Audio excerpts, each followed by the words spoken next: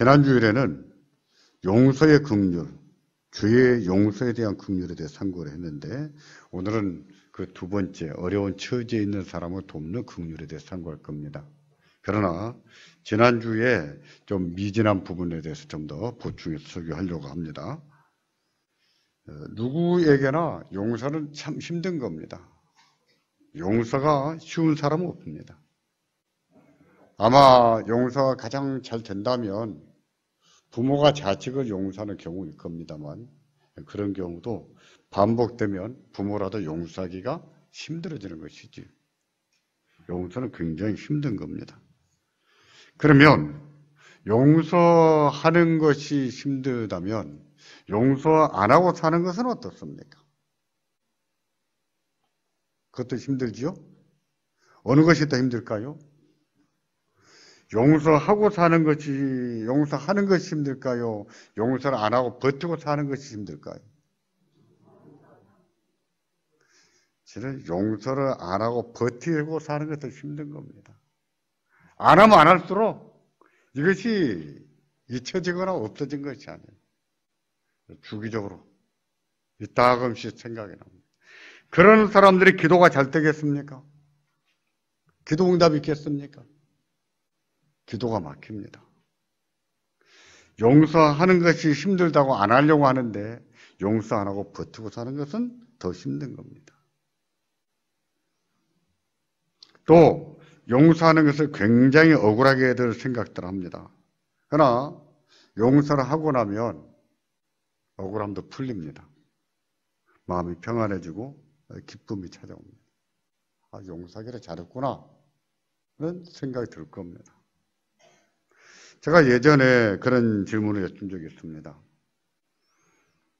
용서와 관련해서 용서는 누구를 위해서 합니까?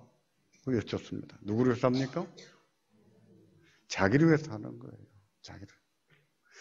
누구 좋은 일 시키려고 제가 용서하겠습니까? 제가 이런 말도 들어봤습니다.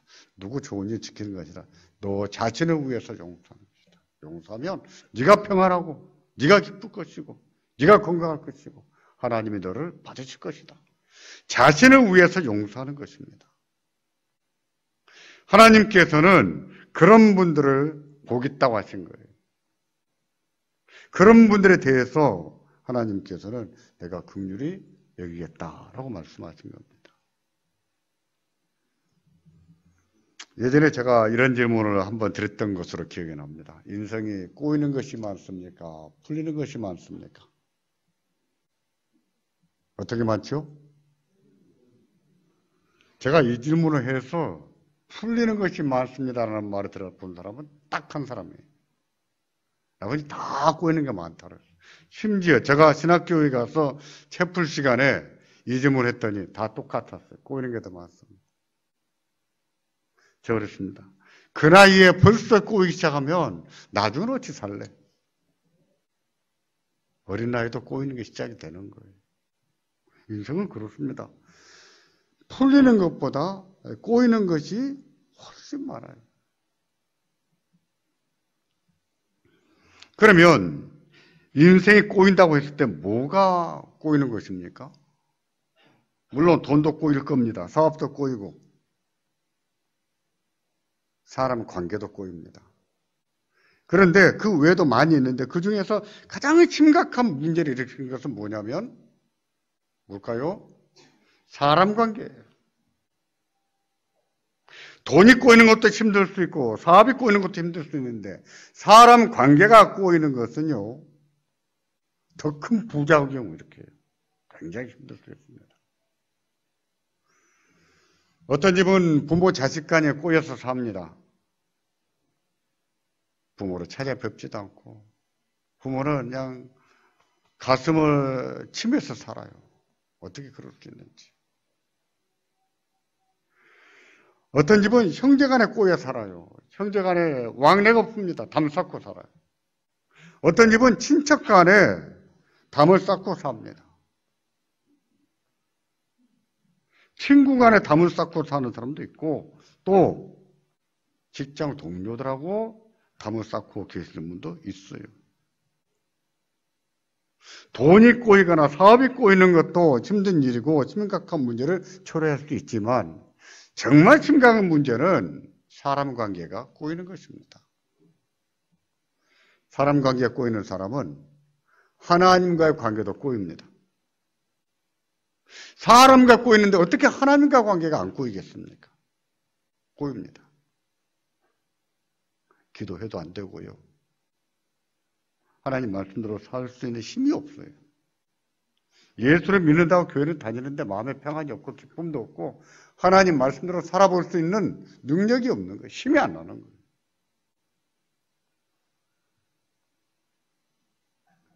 사람 관계가 꼬이면은요, 모든 것이 꼬여버릴 수 있습니다. 사업이고 돈이고 다 꼬여버릴 수 있어요. 그 결과 세상과 담을 쌓을 수 있는데 정말 고독하게 고통스럽게 스스로 고통 끌어안고 살 수 있는 거예요. 이처럼 사람 관계가 꼬이는 것은 정말 심각한 문제를 일으킵니다. 이런 일은 누구에게나 일어납니다. 예외가 없어요. 모든 사람이 인생에 꼬이는 경험을 하고 살아요. 근데 더 큰 문제는 뭐냐면은 풀려고 하지 않는다는 겁니다. 풀고 살지 않으려고 하는 거예요. 꼬이면 꼬인 대로 살든지 그냥 이 사람하고 꼬이면 그 사람하고는 상종을 안 해버리고 다른 사람하고 관계를 맺든지 또 그 사람과 꼬이면은 또 관계를 끊어버리고 또 다른 사람하고 관계를 맺든지 하는 식으로 삽니다. 이런 식으로 살아버리면요, 시간이 가면 갈수록 꼬이는 것이 너무 많아져요. 사방이 모든 것이 꼬여버린 거예요. 풀래야 풀 수 없는 실타래가 돼버립니다. 인생이 실타래 인생이 돼버려요.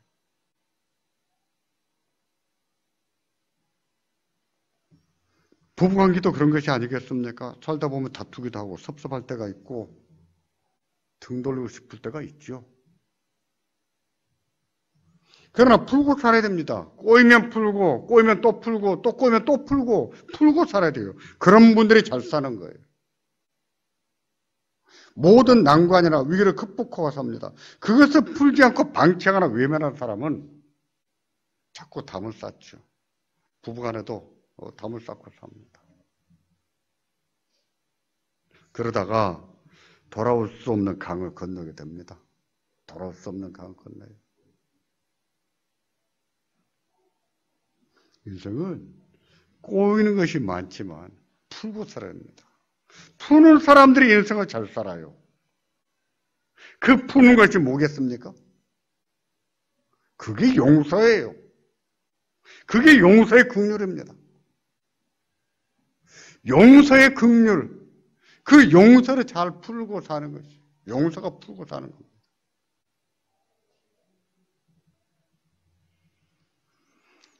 우리가 거듭난 성도라면요, 긍휼히 여기는 자가 복이 있다는 것을 믿으셔야 됩니다. 하나님께서 그런 분들을 긍휼히 여기실 것을 믿으셔야 돼요. 믿고 자꾸 긍휼을 베풀고 살아야 돼요.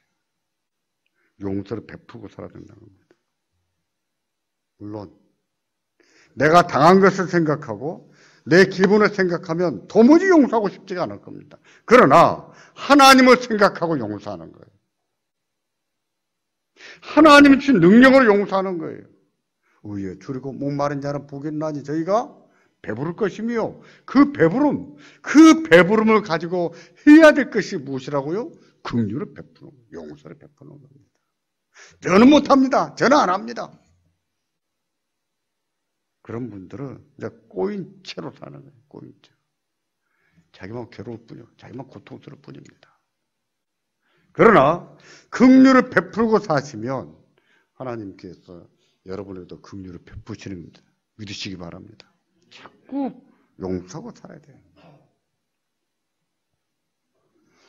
용서를 한다고 했을 때 마음으로 용서하고 말로 용서를 해야 됩니다. 그러나 하나님의 용서는 거기에 멈추지 않습니다. 하나님의 용서에는요, 사랑이 따라야 됩니다. 용서를 했다고 다 된 것이 아니라 용서에 사랑을 더해야 되는 거예요. 가끔 이런 분들을 만날 수 있습니다. 내가 분명히 용서했습니다. 용서했는데 왜 그 사람의 목소리가 내 귀에 꽂히는 순간에 왜 분노가 다시 일어나는 겁니까? 나는 저 사람을 진심으로 용서했습니다. 그런데 왜 저 사람의 뒤통수를 보는 순간에 왜 그 미움과 분노가 다시 일어나는 것입니까? 왜 그럴까요? 용서가 진정성이 없었던 것일까요? 아닙니다. 진심으로 용서를 해도 그럴 수 있어요. 뭐가 문제일까요? 사랑이 없는 거예요. 마음으로 용서를 했는데 그런데 사랑이 따르질 않는 거예요. 그렇기 때문에 성경 보십시오. 성경 보시다 보면 용서와 관련해서 말씀하실 때 항상 뭐가 따르냐면 사랑이라는 말이 많이 따라요. 뭐가 따른다고요? 사랑이 많이 따라요. 예수님, 그러면 몇 번이나 용서할까요? 몇 번 하라고요?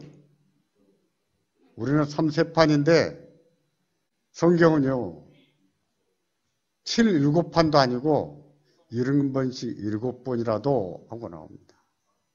그게 뭐냐면 사랑을 얘기하는 거예요. 사랑입니다.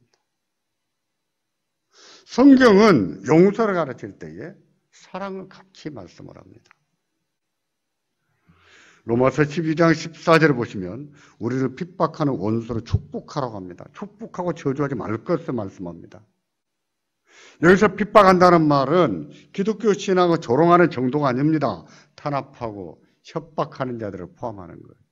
그런 자들 중에는요, 어떤 자들은 그리스도인을 공격하기도 했고 예수 믿는 자들을 잡아다가 죽이기도 했어요. 지금도 어떤 지역에서 그런 일이 있습니다. 그러면도 하나님은 뭐라고 가르치시냐면 그렇다고 해서 저주하지 마라. 저주하지 마라. 저주하지 말고 그들을 뭐 하라고요? 축복하라고.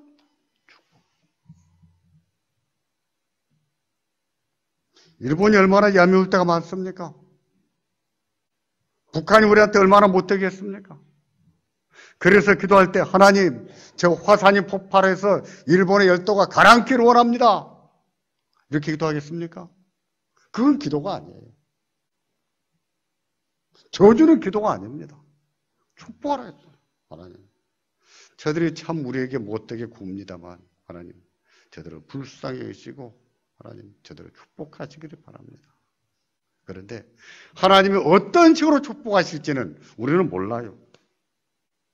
우리는 모릅니다. 중요한 사실은 하나님께서 우리에게 요구하신 것은 저주하지 말고 축복하라는 거예요.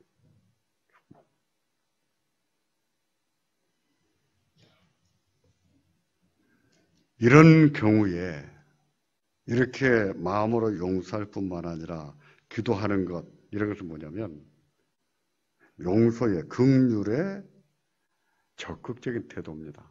축복한다는 말은 용서할 뿐만 아니라 축복하는 것은 적극적인 태도예요. 마음으로 용서하는 것 그 자체는 소극적인 태도라면 사랑을 베풀고 축복하는 것은 그거는 용서의 적극적인 면입니다. 적극적인. 우리가 가끔 얘기를 하기를 제가 사랑하지는 않지만 그래도 미워하지는 않습니다. 그걸 용서로 생각하는데 그게 용서가 아닙니다. 로마서 12장 19절을 보십시오. 원수 갚는 것에 대해서 하나님께 맡기라고 말씀하면서 20절은 하나님께 맡기고 우리는 뭘 해야 되는지 구체적으로 말씀하십니다. 같이 보겠습니다. 내 원수가 줄이거든 먹이고 목마르거든 마시오라. 그리함으로 내가 숯불을 그 머리 위에 쌓아놓으리라. 이건 모르는 사람이 어디 있겠어요? 다 아시겠죠? 축복한다고 기도만 하고 있지 말고 행동을 해야 됩니다. 행동.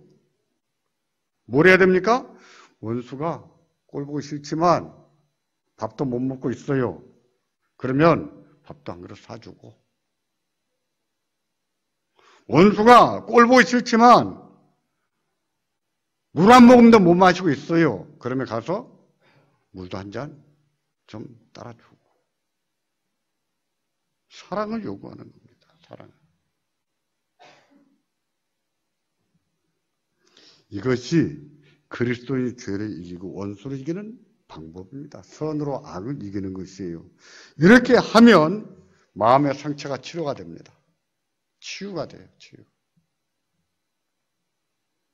원수 같은 사람으로부터 당했던 그 아픔이 사라지고 마음의 상처가 낫습니다. 성령으로 베푼 용서가 사랑으로 열매를 맺기 시작하는 거예요. 그런 사람은 아픈 사람은 나에게 아픔을 줬던 그 원수의 어떤 목소리를 듣는 순간에 다시 열불이 팍 일어난다든지 그러질 않습니다. 뒤통수를 봤다고 해서 미움이 다시 한번 팍 일어난다든지 그러질 않는 거예요. 오히려 말입니다. 그 뒤통수를 봐도 불쌍히 여기는 마음이 생기고 사랑이 생기는 마음이, 사랑하는 마음이 생깁니다. 우리가 성령의 능력으로 악한 자들을 용서해야 될 이유가 바로 여기에 있는 거예요. 내가 치유되는 거예요. 내가 평안해져. 내가 기쁨 얻고. 우리는 자신을 위해서라도 하나님을 위해서라도 용서해야 되는 거예요. 바로 그것을 두고서 긍휼히 여기는 자가 복이 있다고 말씀하신 거예요.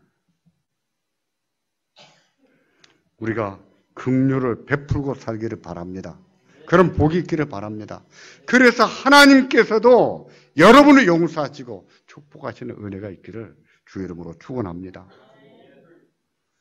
긍휼은 용서를 의미하고 어려운 처지에 있는 사람을 돕는 것을 의미한다고 했습니다.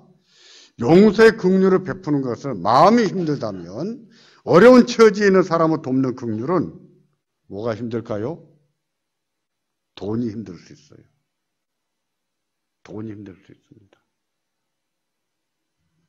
손해를 보거나 경제적으로 베풀어야 될 때가 많습니다. 근데 성경은 이것을 자주 강조를 해요. 구약에 보십시오. 유난히 많이 나오는 얘기 중에 하나 무엇입니까? 하나님은 과와 과부의 하나님이시다 그렇습니다. 그들에게 꾸어주는 것은 나에게 꾸어주는 것이다. 하나님께 꾸어주는 것이다고 해요. 그 말은 무엇입니까? 하나님이 갚아주신다는 뜻인데 그들을 돕고 사는 것을 긍휼히 여기는 것이라고 또 말씀하는 겁니다.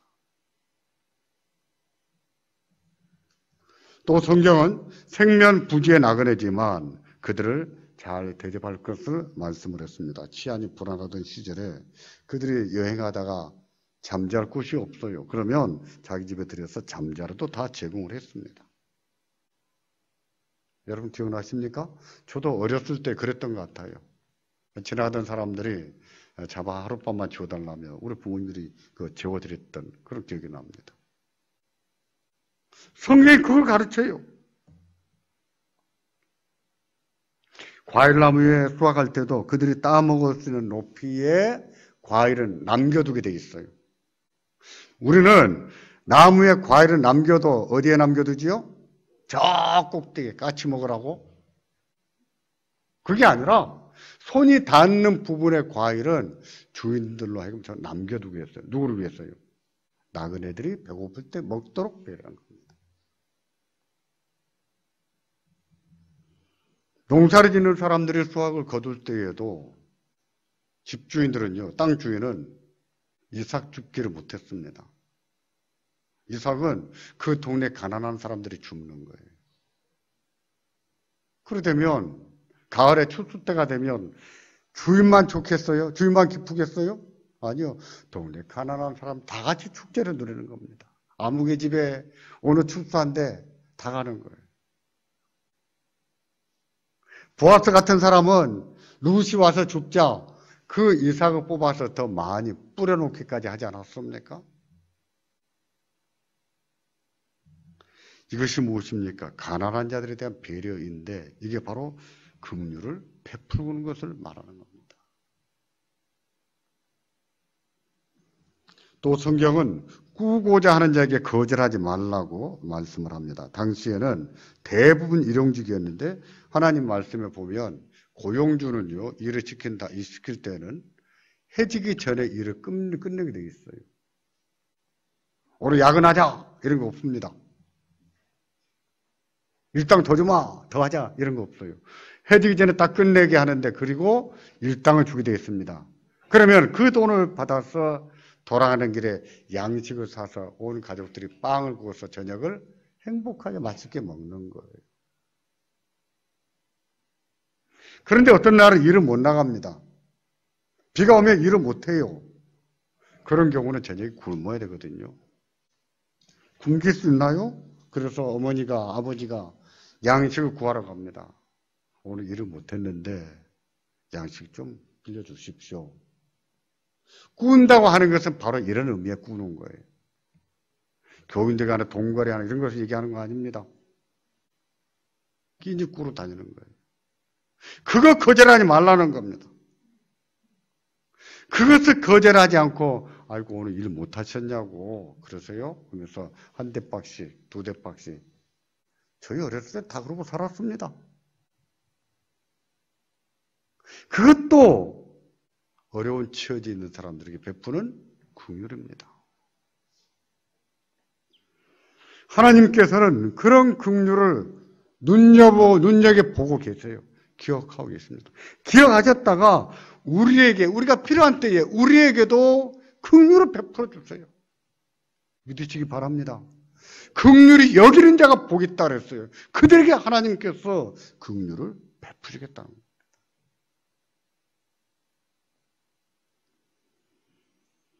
만일 우리가 이대로 죽는다면 우리의 죽음을 아까워하고 죽으면 안 된다고, 살려야 된다고, 이거 말도 안 된다고 그럴 분들이 얼마나 있을까요? 그럴 것 같으십니까? 사도행전에 보면 도르가라라고 하는 여인이 나옵니다. 그는 욥바에 살았습니다.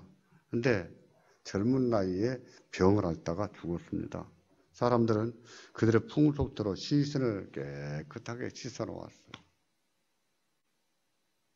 근데 생각해보면 이것이 말이 안 되는 거예요. 다른 사람은 몰라도 도르가가 죽는 것은 말이 안 된다라고 생각한 것이죠. 도르가의 죽음이 너무 아까웠습니다. 그가 살아온 삶의 빛에 볼 때 너무 아까운 거예요.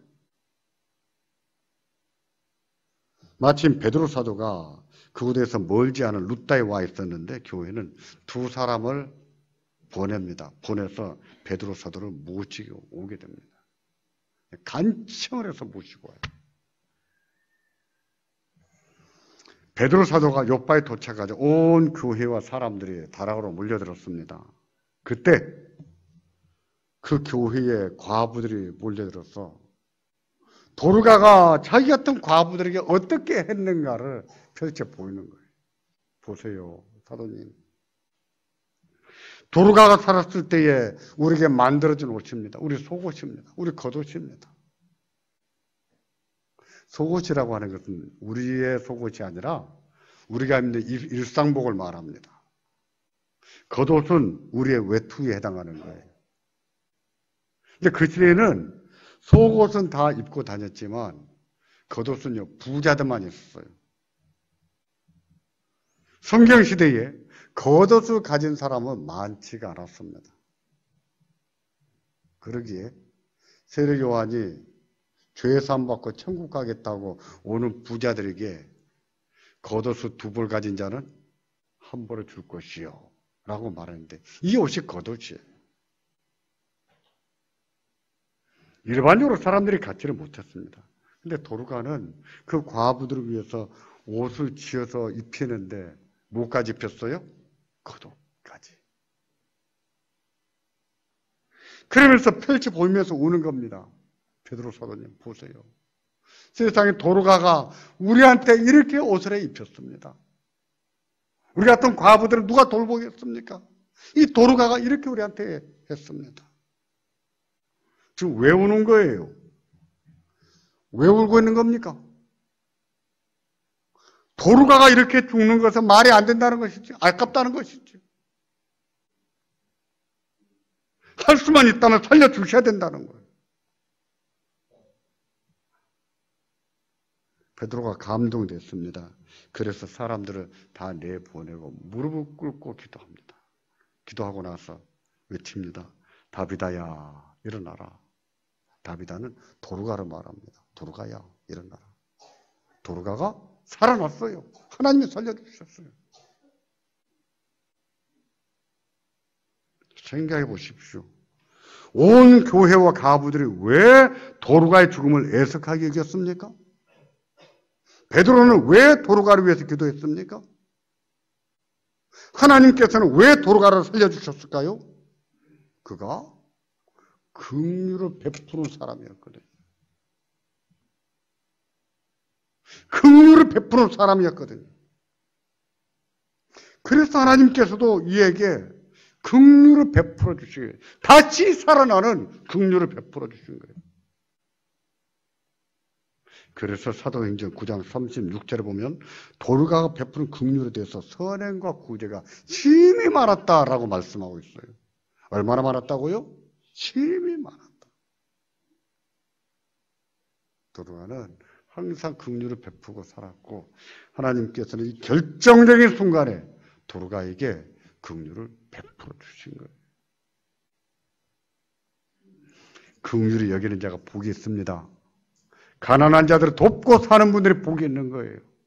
하나님께서 그런 분들을 긍휼히 여기실 것을 믿으시기 바랍니다. 돈 아까운 것을 생각하면 다른 사람을 돕는 것을 못합니다. 내가 번 돈이고 내 돈이라 생각하는 분들은 남을 돕고 살지 못합니다. 돈 버는 목적이 쓰는 데 있지 않고 모으는 데 있는 사람도 못해요. 일반적으로 그런 사람은 참 인색하게 삽니다.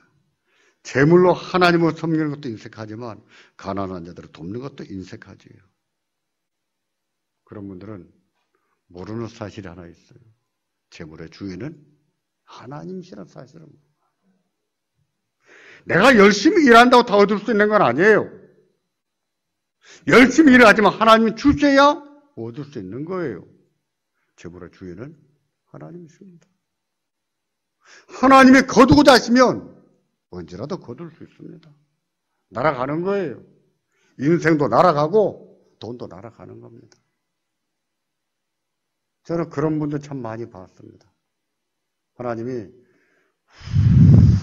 불어버리니까 돈도 날아가더라고요. 그렇게 돈 잘하는 분도 돈도 날아가요. 재물의 주인이 하나님이신 것을 모르는 것이죠.